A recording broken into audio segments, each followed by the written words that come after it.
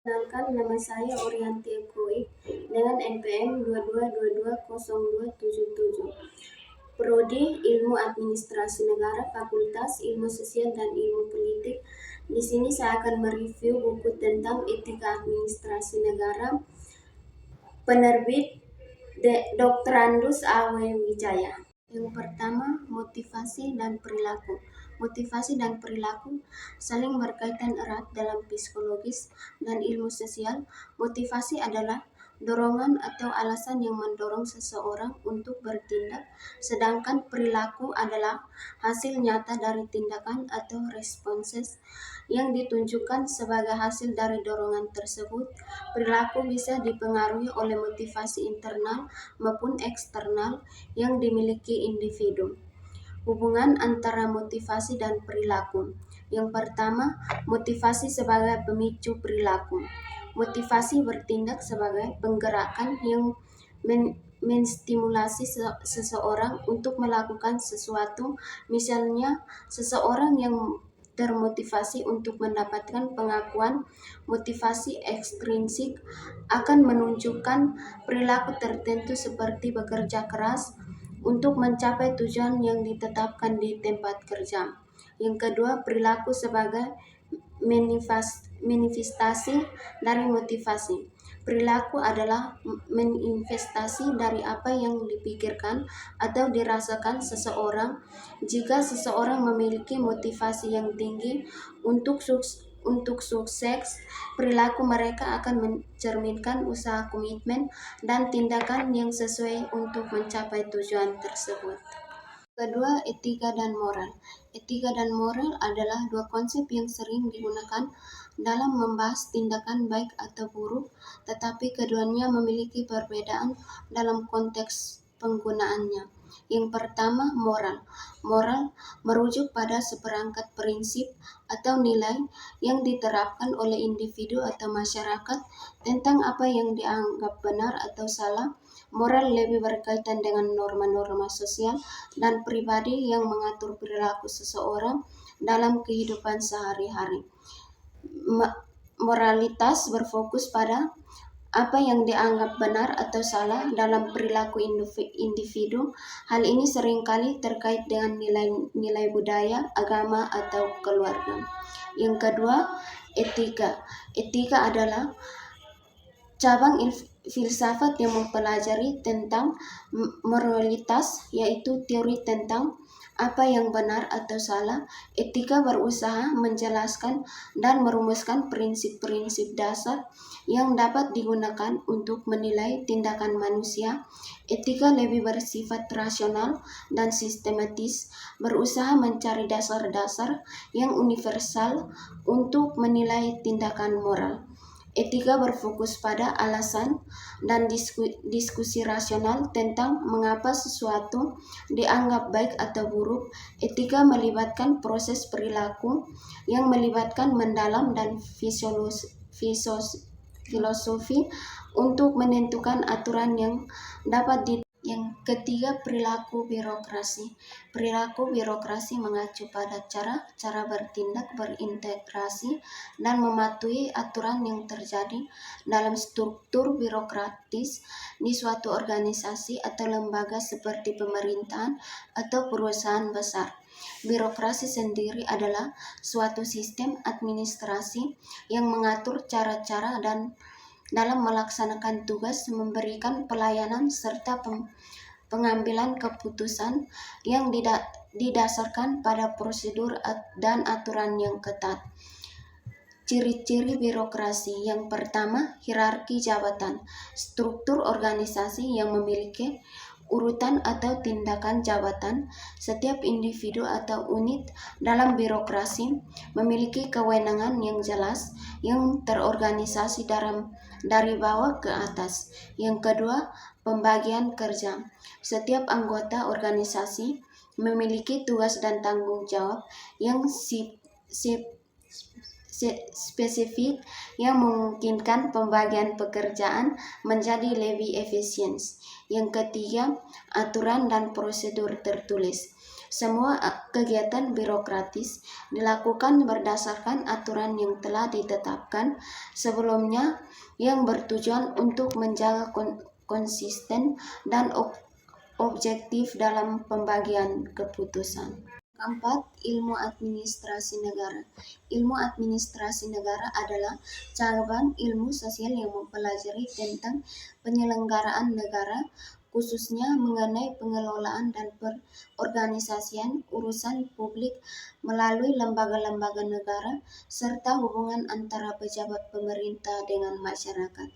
Ruang lingkup ilmu administrasi negara. Yang pertama, pengelolaan sumber daya publik. Administrasi negara melibatkan pengelolaan berbagai sumber daya yang dimiliki negara seperti sumber daya manusia, keuangan, dan materi lainnya.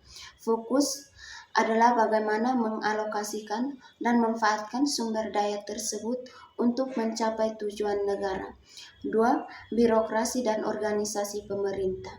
Salah satu aspek penting dalam administrasi negara, dalam struktur birokrasi yang ada dalam pemerintah, ilmu administrasi negara mempelajari tentang struktur dan organisasi lembaga negara, serta hubungan administrasi untuk mencapai tujuan pemerintah yang baik. Yang ketiga, kebijakan publik. Administrasi negara juga berfokus pada perumusan, implementasi, dan evaluasi kebijakan publik. Kebijakan publik adalah keputusan yang diambil oleh pemerintah untuk mengatasi masalah sosial atau ekonomi yang ada di masyarakat. Yang keempat, pelayanan publik. Ilmu administrasi negara mempelajari cara-cara pemerintah memberikan pelayanan kepada masyarakat. Pelayanan publik yang baik harus mencakup aspek yang mudah, responsif, dan berkualitas untuk memenuhi kebutuhan masyarakat. Yang kelima, etika administrasi. Etika administrasi merujuk pada prinsip-prinsip moral dan nilai-nilai yang mengatur perilaku, tindakan, dan keputusan dalam konteks administrasi publik dan pemerintahan. Etika ini sangat penting dalam memastikan bahwa pejabat publik atau pegawai pemerintah menjalankan tugas dan tanggung jawab mereka secara adil, transparan, dan bertanggung jawab kepada masyarakat.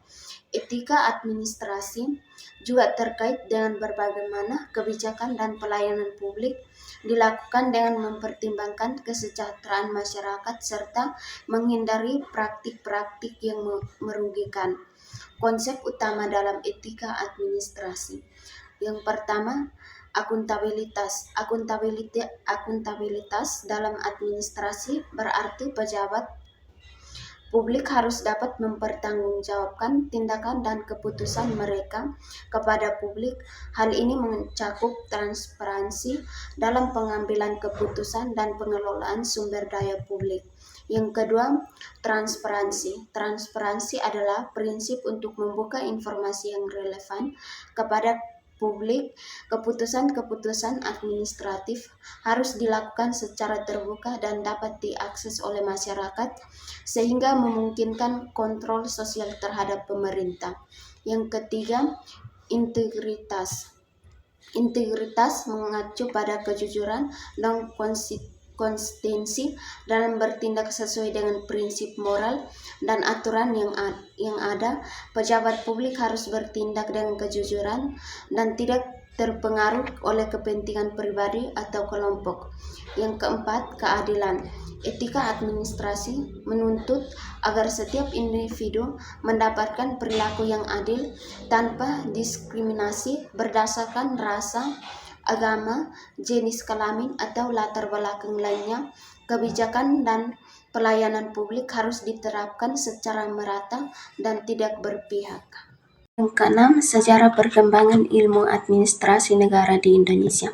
Sejarah perkembangan ilmu administrasi negara Indonesia memiliki perjalanan panjang yang dipengaruhi oleh dinamika politik, ekonomi, dan sosial sejak era kolonial hingga masa modern. Yang pertama, era kolonial atau awal mula administrasi publik. Yang pertama, administrasi negara di Indonesia berakar pada sistem pemerintah kolonial Belanda. Yang kedua, sistem yang diterapkan adalah sentralistik dan birokrasi yang kaku dan hierarkis.